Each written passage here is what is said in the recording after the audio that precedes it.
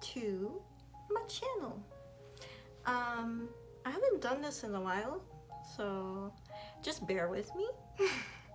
The last time I did this was 2 years ago, maybe? Yeah, I was lacking motivation and everyone was asking me, Mary, when are you gonna do another YouTube video? I'm like, I have no clue. I don't know. But I just wanted to come here and have like a little story time because I haven't done that in a while. And I remember that my last video of like, well actually it was my first video on YouTube and it was a story time. And I remember that everyone liked it and I was like, wow, this is amazing. So I thought that I would do another story time. But anyways, this story time is about, you know, what has been happening lately and with me and stuff. So yeah, so I've been having difficulties in like the past like a year or so, and the reason for that is because, well, I've been in college and I'm studying to be a social service worker, which I'm done all my courses, which is good. I'm so happy. But the thing is, I can't graduate unless I have a placement. And the placement is basically like volunteer work in order to fill out the hours on a sheet and then you graduate.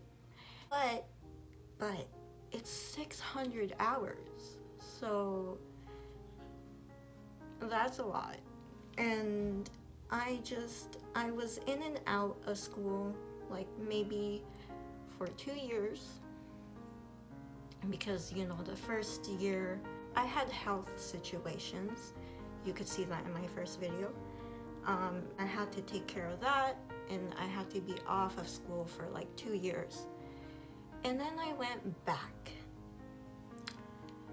After going back to finish my courses, or somewhat like some of my courses, I felt the motivation to go back and do, because once I start something, I like to finish it and not give up.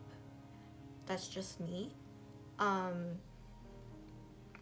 So I went back and I was doing all my courses and stuff, and I had to find a placement. So I kept searching and online and stuff because they provide you like an online list of like jobs that you can like do. Not jobs, you don't get paid for it, but it's just like volunteering. And you fill out hours, so your hours is kind of like your payment. Like you got hours. I was filling out like whatever they provided on the list, and I was trying to see anything that's suitable for me because, you know, I have a disability and I can't do anything that's too like physical, you know. So like talking or, you know, helping people out like that, like I'm good with.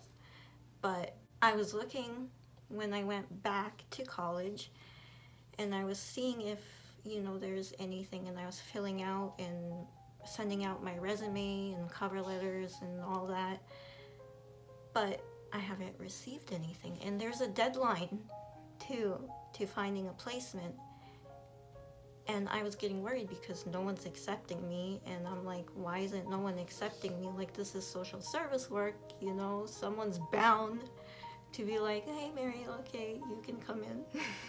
So the deadline came, and my practicum coordinator was basically like, I'm sorry Mary, but we have to drop you out until next year, and next year you can come back and see. And I'm like, okay. I was honestly very depressed and devastated and stuff, so I didn't really think that would happen.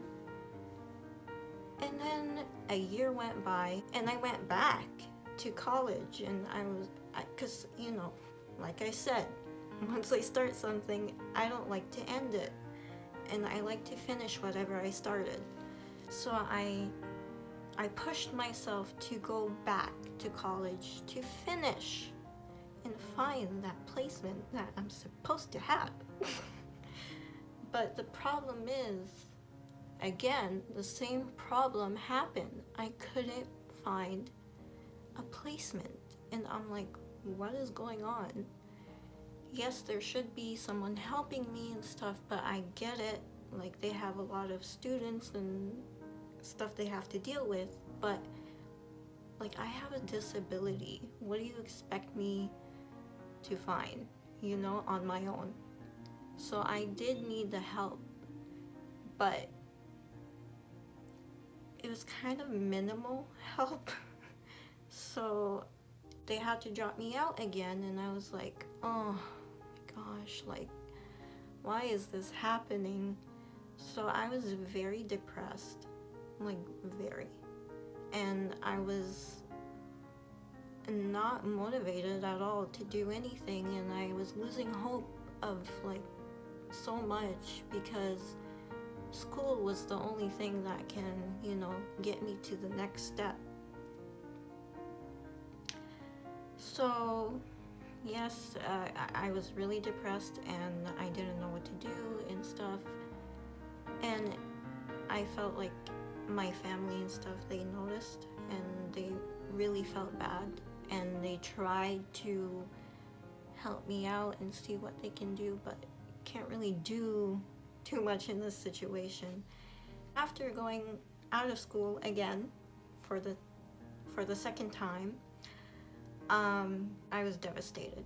So I started to post, you know, some Instagram like mini videos of like me doing makeup and stuff, because I wanted to get my mind out of that situation by doing something else. And makeup, you know, it really helps me, and it's like a confidence booster, and I really love it, and it just makes me feel good. So I did it. Once I started posting those mini videos and taking pictures of my makeup and stuff, I had wonderful people that started to notice it, and they wanted to do a documentary. I get a call from a wonderful woman. She's amazing, and she's like, Mary, like, your makeup is amazing, and your videos just make me so happy and stuff. And she's like, we're wondering if you would want to do a documentary on your story and your makeup and all that. And I'm like, oh my gosh, like, yeah, like, yeah. So I was very happy, because I was so depressed, and this came like right on time. So I was like, oh my gosh, like, yeah. And we were working through it and making the plan of like how to do it, and it turned out amazing. I felt like Kylie Jenner, and I was like, oh my gosh. Like, I was doing my makeup and talking about my story and all that. It was just amazing. After the documentary, a month went by, and we had a huge event for people that with my skin disorder, which is epidermolysis bullosa, EB short form, because yeah, it was an unforgettable like event. Like, it's called the Kaleidoscope Gala. So there are 10 artists that have the same this like skin disorder, and I was nominated as the 10th artist to talk about my situation and my story and my disability and all that in my makeup. So I was honestly so blessed to be nominated as one of the artists. This is my poster that I have, and it says, my goal is to inspire and motivate other people because honestly, you can do anything if you set your mind to it. This is my quote. And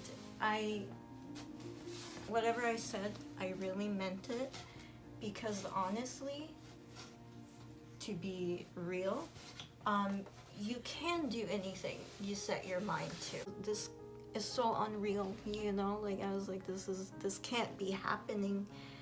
And yeah, it was just amazing, and I just felt like I'm on top of the world, because I've had so many closed doors in my faces that I was just losing hope. But like for now, I'm just, you know, gonna focus on my makeup stuff and do what I can. You know, I don't really want to like stress myself too much and stuff, because that stress is, you know, it's really not a good thing for your health and your mind. So it's really good to like take a step back and just focus on yourself for a little bit. It's good for your mental health, and don't give up on anything, because even though it's not working out, there's something else out there for you, because it's meant for you. And that's truly coming out like from my heart. When it's not meant for you, no matter what you do, it will not work out. But when it's meant for you, it's meant to be for you and only you. So take that into consideration, and see you next time.